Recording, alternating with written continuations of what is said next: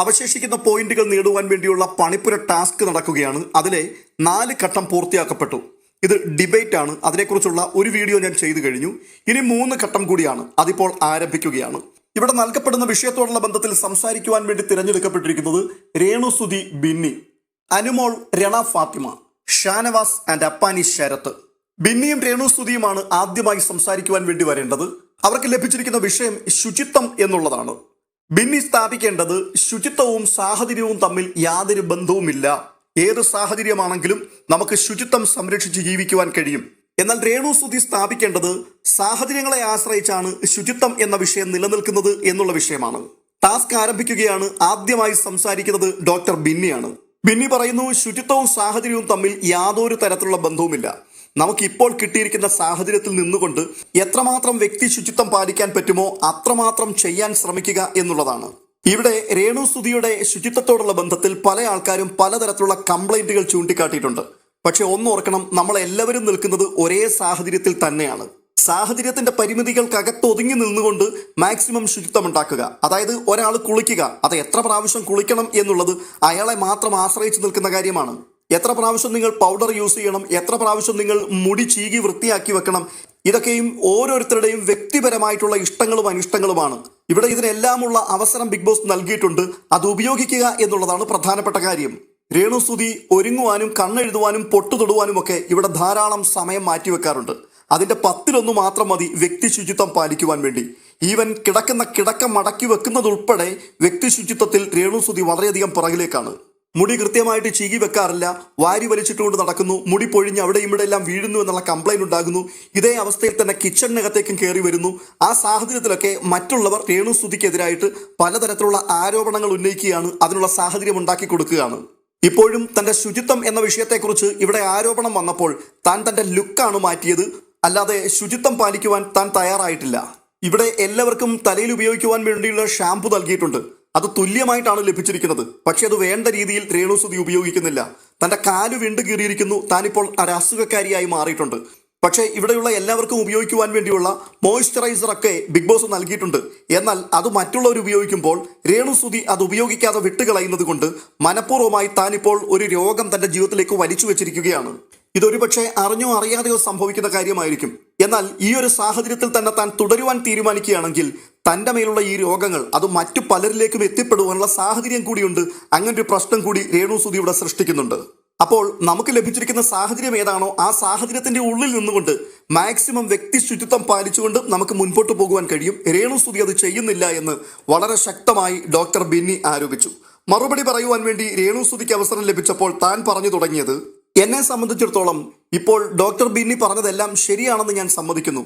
എങ്കിൽ പോലും എന്നെ സംബന്ധിച്ചിടത്തോളം ശുചിത്വം എന്ന് പറയുന്നത് എൻ്റെ സാഹചര്യത്തോടുള്ള ബന്ധത്തിൽ തന്നെയാണെന്ന് ഞാൻ വിശ്വസിക്കുന്നു. അഭിലാഷ് പറഞ്ഞിരുന്നു എൻ്റെ മുടി ഇവിടെയെല്ലാം കൊഴിഞ്ഞു വീഴുന്നു എന്നുള്ളത്. ആ ഒരു ആരോപണം വന്ന ആ സമയം മുതൽ ഞാൻ പ്രത്യേകമായി മാറിപ്പോയി. ആർക്കും ഒരു ബുദ്ധിമുട്ടും ഉണ്ടാകാത്ത രീതിയിൽ എൻ്റെ മുടി ഞാൻ ചെയ്യുകയും കൊഴിഞ്ഞു പോകുന്നതെല്ലാം എടുത്ത് പ്രത്യേകം വേസ്റ്റ് ബിന്നിലിടുവാനും ഞാൻ അന്നു മുതൽ ശ്രദ്ധിക്കാറുണ്ടായിരുന്നു.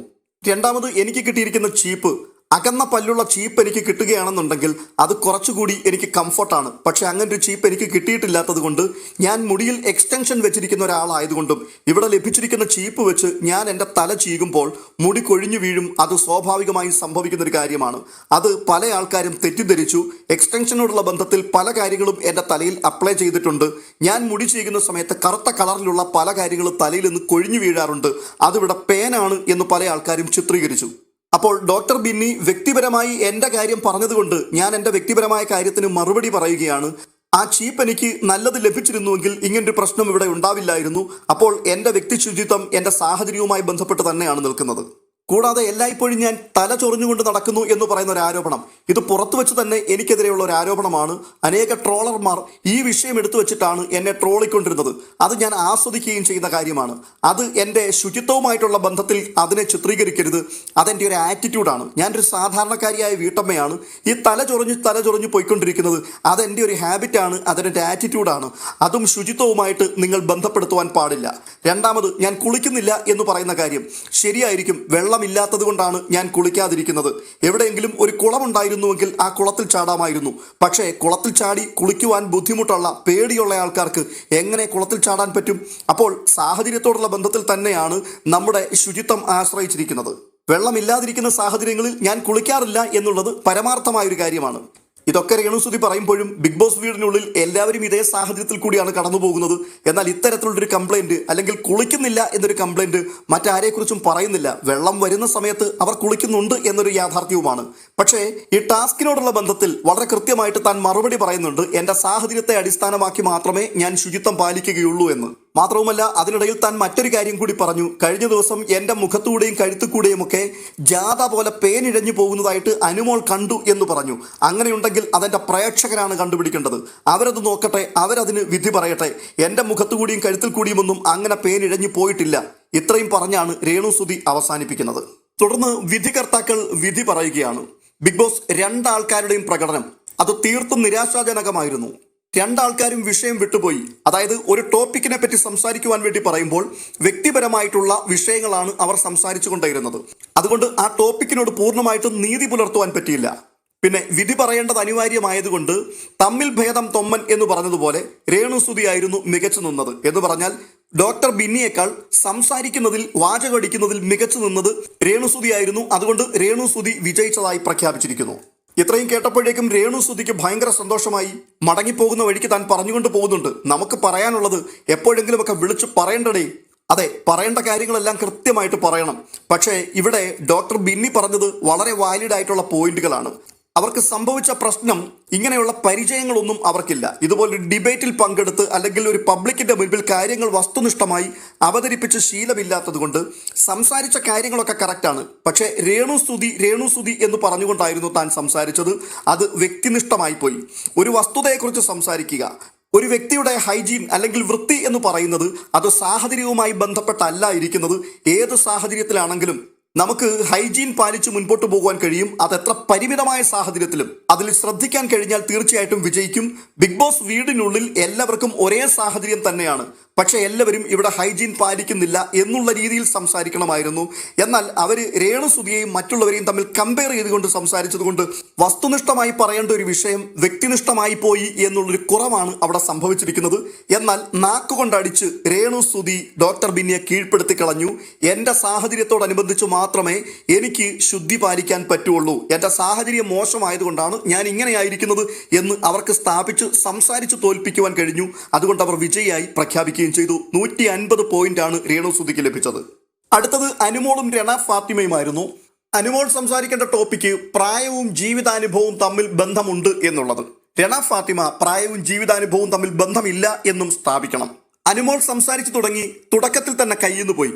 എന്താ പ്രശ്നം എന്ന് ചോദിച്ചു കഴിഞ്ഞാൽ ഇങ്ങനെയുള്ള കാര്യങ്ങളെക്കുറിച്ചൊന്നും ഒരു പ്രായോഗിക പരിജ്ഞാനവും ഇവർക്കില്ല എന്നുള്ളതാണ് വാസ്തവമായ കാര്യം. രേണുസുതിയുടെയും ഡോക്ടർ ബിന്നിയുടെയും പ്രശ്നത്തിൽ സംഭവിച്ചത് എന്താണ് എന്നുള്ളത് ജഡ്ജസ് കൃത്യമായി ചൂണ്ടിക്കാട്ടി. ഇത് കേട്ടുകൊണ്ടിരുന്നതിന് ശേഷമാണ് അനു വരുന്നത്. അനു വന്നിട്ട് തനിക്ക് കൊടുത്ത ടോപ്പിക്കിനകത്തേക്ക് പോകുന്നതേ ഇല്ല. പകരം താൻ പറഞ്ഞു തുടങ്ങുന്നത് പ്രായവും ജീവിതാനുഭവവും തമ്മിൽ ബന്ധമുണ്ട്. എന്നെ എൻ്റെ മാതാപിതാക്കൾ വളർത്തിയിരിക്കുന്നത് പ്രായത്തിൽ മുതിർന്നവരെ ബഹുമാനിക്കുക എന്നുള്ളത് പറഞ്ഞിട്ടാണ്. അതുപോലെ തന്നെ പ്രായത്തിൽ ഇളയവരായിരിക്കുന്ന വ്യക്തികളെ അതേ പരിഗണന നൽകുക, ഈ രീതിയിലാണ് താൻ സംസാരിച്ചു തുടങ്ങുന്നത്. എന്ന് പറഞ്ഞാൽ വ്യക്തിപരമായിട്ടുള്ള ജീവിതാനുഭവമാണ് താൻ അവിടെ ഡിബേറ്റിൽ കൊണ്ടുവന്നിരിക്കുന്നത്. എനിക്ക് പ്രായം ഇപ്പോൾ 30 ആയിട്ടുണ്ട്. ഈ 30 വർഷത്തിനുള്ളിൽ എൻ്റെ അച്ഛനും അമ്മയും എന്നെ പഠിപ്പിച്ചതുപോലെ തന്നെയാണ് ഞാൻ ജീവിച്ചിട്ടുള്ളത്. പ്രായത്തിൽ മുതിർന്ന ആൾക്കാരെ ഒരിക്കലും ഞാൻ എടാ പോടാ എടോ ഇങ്ങനെയുള്ള സംബോധനകളൊന്നും ചെയ്യാറില്ല. എന്നാൽ രണ ഫാത്തിമ അങ്ങനെയല്ല. താൻ വളരെ കൊച്ചുകുട്ടിയാണ്. പക്ഷേ വളരെയധികം മുതിർന്ന ആൾക്കാർ ഇവിടെയുണ്ട്. അവരുടെയൊക്കെ മുഖത്ത് നോക്കി യാതൊരു സങ്കോചവും കൂടാതെ എടാ എടി പോടാ പോടി ഇങ്ങനെയൊക്കെ വിളിക്കുന്നതിൽ ഒരു മടിയും ആ കുട്ടി കാണിക്കാറില്ല. പക്ഷേ എനിക്ക് ഇത് അക്സെപ്റ്റ് ചെയ്യാൻ പറ്റുന്നൊരു കാര്യമല്ല. ഇത് കാണുമ്പോൾ ഇത് ഉൾക്കൊള്ളുവാനുള്ള ഒരു മനസ്സാന്നിധ്യം എനിക്കില്ലതാനും. ഞാൻ അങ്ങനെയാണ് വളർന്നു വന്നിട്ടുള്ളത്. മറ്റുള്ളവർക്ക് റെസ്പെക്റ്റ് കൊടുക്കുക എന്നുള്ളതാണ് വളരെ പ്രധാനപ്പെട്ട ഒരു കാര്യം. ഇത്രയും പറഞ്ഞപ്പോഴേക്കും അനുവിന്റെ ഗ്യാസ് തീർന്നു. സമയം വീണ്ടും കിടക്കുകയാണ്. എന്തൊക്കെയോ പറയുവാൻ വേണ്ടി ശ്രമിക്കുന്നു. പറഞ്ഞത് തന്നെ വീണ്ടും താൻ ആവർത്തിക്കുന്നു. പരാജയം അവിടെ വെച്ച് തന്നെ അനു സ്വീകരിച്ചു കഴിഞ്ഞു. അതിന് മറുപടിയായിട്ട് രണ കത്തിക്കയറുകയാണ്. ഒരാൾക്ക് റെസ്പെക്റ്റ് കൊടുക്കണമെങ്കിൽ അയാൾ റെസ്പെക്റ്റ് അർഹിക്കുന്ന വ്യക്തിയായിരിക്കണം. ഇങ്ങോട്ട് ബഹുമാനം തരുന്ന വ്യക്തികൾക്ക് മാത്രമേ അങ്ങോട്ടും ബഹുമാനം കൊടുക്കുവാൻ കഴിയുകയുള്ളൂ. ബഹുമാനം അല്ലെങ്കിൽ റെസ്പെക്റ്റ് അതൊരിക്കലും ചോദിച്ചു വാങ്ങേണ്ട കാര്യമല്ല, അത് അറിഞ്ഞു കൊടുക്കേണ്ടതാണ്. പിന്നെ പ്രായവും ജീവിതാനുഭവവും തമ്മിൽ യാതൊരു ബന്ധവുമില്ല. നല്ല പ്രായവും ഒരുപാട് ജീവിതാനുഭവമുള്ള ഒത്തിരി ആൾക്കാർ വളരെ ഇമ്മെച്യൂർഡ് ആയിട്ടാണ് സമൂഹത്തിൽ ബിഹേവ് ചെയ്യുന്നത്. അതിന്റെ പ്രധാനപ്പെട്ട ഒരു തെളിവ് അനുമോള് തന്നെയാണ്. ചില സാഹചര്യങ്ങളിൽ കൊച്ചുകുട്ടികളെ പോലെ കരയുക, പിണങ്ങി മാറിയിരിക്കുക, കൊച്ചു കുഞ്ഞുങ്ങളെപ്പോലെ പരാതി പറയുക, ഇതൊക്കെ ഇത്രയും പ്രായമുള്ള ആൾക്കാരിൽ നിന്നും ആരും പ്രതീക്ഷിക്കുന്നതല്ല. അത് പക്വതയില്ലായ്മയുടെ ലക്ഷ്യമാണ്. പ്രായവും ജീവിതാനുഭവങ്ങളും ഒക്കെ വന്നതുകൊണ്ട് പക്വത ലഭിക്കണമെന്ന് നിർബന്ധമില്ല. അടുത്തത്, ഒരാളുടെ പ്രായം വെച്ചുകൊണ്ട് അവരുടെ ജീവിതാനുഭവങ്ങളെ അളക്കുവാൻ പാടില്ല. ഒരുപാട് ജീവിതാനുഭവങ്ങൾ കൂടിയാണ് ഞാൻ ഇതുവരെയും കടന്നു വന്നിട്ടുള്ളത്.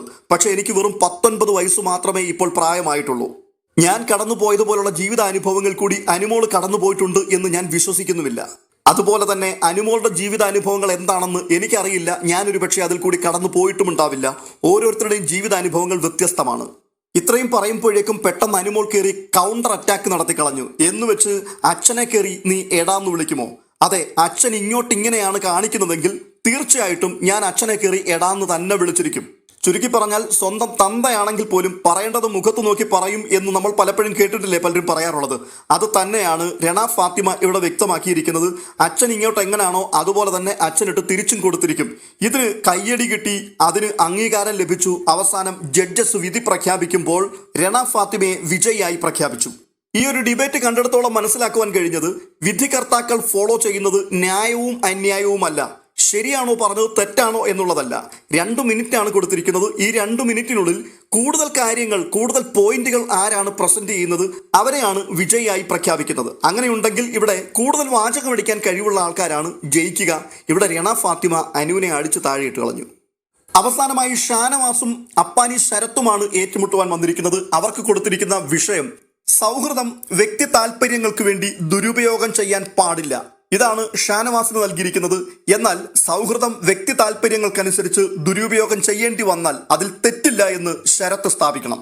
ശരത്ത് പറയുകയാണ്, സൗഹൃദങ്ങൾ എല്ലായ്പ്പോഴും നല്ലതാണ് എന്ന് വിശ്വസിക്കുന്ന ഒരാളാണ് ഞാൻ. അങ്ങനെയുള്ള സൗഹൃദത്തിൽ ചില സാഹചര്യങ്ങൾ വരുമ്പോൾ നന്മ ഏത് തിന്മ ഏത് എന്നുള്ളത് തൻ്റെ സുഹൃത്തിൻ്റെ ഒപ്പീനിയൻ കൂടി കേട്ടിട്ട് അത് തിരഞ്ഞെടുത്ത് മുൻപോട്ട് പോകുന്നത് നല്ലതാണ് എന്ന് ഞാൻ വിശ്വസിക്കുന്നു.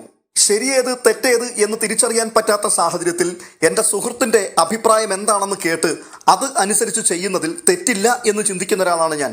മാത്രവുമല്ല 18-20 പേർ അടങ്ങുന്ന ഒരു കൂട്ടായ്മയിൽ ഒരുമിച്ച് മുൻപോട്ട് പോകുമ്പോൾ എല്ലാവരോടും ഒരുപോലെ സൗഹൃദം പുലർത്തുവാൻ കഴിയില്ല. അതിൽ ചില വ്യക്തികളോട് മാത്രമായിട്ട് കൂടുതലൊരു സൗഹൃദം ഉണ്ടായേക്കാം. അങ്ങനെ സൗഹൃദം ഉണ്ടാകുന്നത് ആ കൂട്ടത്തിന്റെ നടുവിൽ നിന്നും ചില പ്രത്യേക വ്യക്തികളെ കൂടുതൽ അടുത്തിടപഴകുവാനും മനസ്സിലാക്കുവാനും കഴിയുന്നതിൽ കൂടി സംഭവിക്കുന്നതാണ്.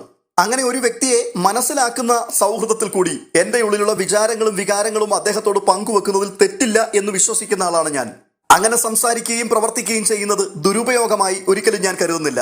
ഇങ്ങനെയുള്ള സാഹചര്യങ്ങളിൽ നമ്മൾ ഒറ്റയ്ക്ക് ചില കാര്യങ്ങൾ തീരുമാനമെടുക്കുന്നതിനേക്കാൾ നല്ലത് നമ്മുടെ ഏറ്റവും അടുത്ത സുഹൃത്തിനോട് കൂടി ആലോചിച്ചിട്ട് അവരുടെ അഭിപ്രായവും കൂടി കേട്ട് തീരുമാനമെടുക്കുന്നതാണ് നല്ലത് എന്ന് ഞാൻ കരുതുന്നു.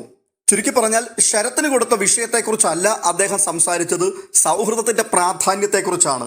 ആ സൗഹൃദം ദുരുപയോഗം ചെയ്യുക എന്നുള്ള വിഷയം അതേക്കുറിച്ച് അയാൾ സംസാരിച്ചതേയില്ല. പക്ഷേ 2 മിനിറ്റ് കൃത്യമായിട്ട് അദ്ദേഹം സംസാരിച്ചു. തുടർന്ന് ഷാനവാസാണ് അഭിപ്രായം പറയുന്നത്. നമ്മുടെ ജീവിത പങ്കാളിയോടും പോലും പറയാത്ത പല രഹസ്യങ്ങളും നമ്മൾ നമ്മുടെ സുഹൃത്തുക്കളോട് പറയും. നമ്മുടെ സുഹൃത്തുക്കൾ നമുക്ക് പലപ്പോഴും ഒരാശ്രയമാണ്, തണലാണ്. അങ്ങനെ വിശ്വസിക്കുന്ന ഒരാളാണ് ഞാൻ. ഇനി ബിഗ് ബോസിന്റെ അനുഭവം വെച്ച് പറഞ്ഞാൽ ഇവിടേക്ക് ഞാൻ വരുന്നതിന് മുൻപ് തന്നെ പല പ്രഡിക്ഷൻ ലിസ്റ്റുകളിലും ശരത്തിന്റെ പേര് കാണുകയുണ്ടായി. ഞങ്ങൾ തമ്മിൽ പുറമെ നല്ല സൗഹൃദത്തിൽ ഉള്ള ആൾക്കാരാണ്. എന്നാൽ ഇവിടേക്ക് വന്നു കഴിഞ്ഞപ്പോൾ ഇവിടെ കണ്ട പല കാര്യങ്ങളും എൻ്റെ ഹൃദയം തകർത്തു. പലതും പറയണം എന്നെനിക്ക് താല്പര്യമുണ്ടായിരുന്നു. പക്ഷേ എൻ്റെ എത്തിക്സിന് അത് നിരക്കാത്തതായതുകൊണ്ട് ഞാൻ പറയാതിരിക്കുകയാണ്. അതുകൊണ്ട് തന്നെ എൻ്റെ സുഹൃത്തിന് മനോവിഷമം വരുത്തുന്ന ഒരു കാര്യവും ഞാൻ പറഞ്ഞില്ല. ഇപ്പോഴും ഞാനതൊന്നും പറയുന്നുമില്ല. ഈ ബിഗ് ബോസ് വീട്ടിലേക്ക് വരുമ്പോൾ എൻ്റെ സുഹൃത്ത് ഇവിടെ ഉണ്ടല്ലോ എന്ന ഒരു വലിയ ആശ്വാസം എനിക്കുണ്ടായിരുന്നു. എന്നാൽ ഇവിടെ വന്നു കഴിഞ്ഞപ്പോൾ ഞാൻ കണ്ടത് എൻ്റെ സുഹൃത്ത് തൻ്റെ സ്വന്തം വ്യക്തി താല്പര്യത്തിനു വേണ്ടി ആ സൗഹൃദത്തെ ദുരുപയോഗം ചെയ്യുന്ന കാഴ്ചയാണ്. അത് എന്നെ മാനസികമായി വല്ലാത്ത ബുദ്ധിമുട്ടിലാക്കി കളഞ്ഞു. എനിക്കത് അംഗീകരിക്കുവാനും സഹിക്കുവാനും കഴിയുന്നതല്ല. ഇവിടെയും മുൻപ് ടാസ്ക് ചെയ്തിട്ട് പോയ ആൾക്കാർ വരുത്തിയ വീഴ്ച തന്നെയാണ് ഇവരും വരുത്തിയിരിക്കുന്നത്. കാരണം ഒരു ടോപ്പിക്ക് കിട്ടിയാൽ ആ ടോപ്പിക്കിനെ കുറിച്ച് വസ്തുനിഷ്ഠമായി സംസാരിക്കേണ്ടത് എങ്ങനെയെന്ന് ഇരുവർക്കും അറിയില്ല എന്ന് തെളിയിച്ചു. വ്യക്തിപരമായി സംഭവിച്ച കാര്യങ്ങളൊക്കെയാണ് പറയുന്നത്. ഇവിടേക്ക് വന്ന സമയത്ത് ശരത്തിൽ നിന്നും ഞാൻ അത് പ്രതീക്ഷിച്ചു, ഇത് പ്രതീക്ഷിച്ചു, പക്ഷെ എനിക്കത് കിട്ടിയില്ല, അയാൾ ഫ്രണ്ട്ഷിപ്പിനെ ദുരുപയോഗം ചെയ്തു. ഇതല്ല ഡിബേറ്റ്. ഇങ്ങനെയുള്ള ഡിബേറ്റുകളെ കുറിച്ചൊന്നും ഒരു പുലബന്ധം പോലും ഈ ഷാനവാസിനും ശരത്തിനും ഒന്നും ഇല്ല എന്നുള്ളത് വളരെ വ്യക്തമായി തെളിയിക്കപ്പെട്ടു. ഒടുവിൽ വിധികർത്താക്കൾ വിധി പറഞ്ഞപ്പോൾ കുറച്ചുകൂടി അവർക്ക് താല്പര്യം തോന്നിയത് ശരത്തിന്റെ സംസാരമായിരുന്നു. കാരണം അയാൾ 2 മിനിറ്റിനുള്ളിൽ നിന്നുകൊണ്ട് കുറെ അധികം കാര്യങ്ങൾ പറഞ്ഞു വെച്ചു. പറയുന്നതൊക്കെ പൊട്ടത്തരമാണെങ്കിലും 2 മിനിറ്റ് കൃത്യമായി ഉപയോഗിച്ചു, ശ്വാസം വിടാതെ കാര്യങ്ങൾ പറഞ്ഞു വെച്ചു. അതുകൊണ്ട് അയാളെയും വിജയിയായി പ്രഖ്യാപിച്ചു. അങ്ങനെ ഈ ടാസ്ക് കംപ്ലീറ്റ് ചെയ്യപ്പെടുകയാണ്. മൂന്നാമത്തെ ടാസ്കും പൂർത്തീകരിക്കപ്പെട്ടപ്പോൾ രേണു സുധിയും രണ ഫാത്തിമയും അപ്പാനി ശരത്തും ഒന്നാമതെത്തി. തുടർന്ന് ആദ്യത്തെ ടാസ്കിൽ വിജയം കണ്ടെത്തിയ 4 ആൾക്കാർ, അങ്ങനെ 7 പേരാണ് പണിപ്പുരയിലേക്ക് പോകുവാൻ റെഡിയായി നിൽക്കുന്നത്. ഇതിനിടയിൽ നിന്നും ഒരാളിനെ തെരഞ്ഞെടുക്കണം. അത് പിന്നീട് വലിയ സംസാരമാവുകയാണ്, ബഹളമാവുകയാണ്. അവസാനം ഒരഭിപ്രായ ഐക്യത്തിലേക്ക് എത്തിയിട്ട് ഒനിൽ സാബുവിനെ പണിപ്പുരയിലേക്ക് പോകുവാൻ ഐകകണ്ഠേന എല്ലാവരും തിരഞ്ഞെടുത്തു. അങ്ങനെ ആ ടാസ്ക് അവിടെ പൂർത്തീകരിക്കപ്പെടുകയാണ്.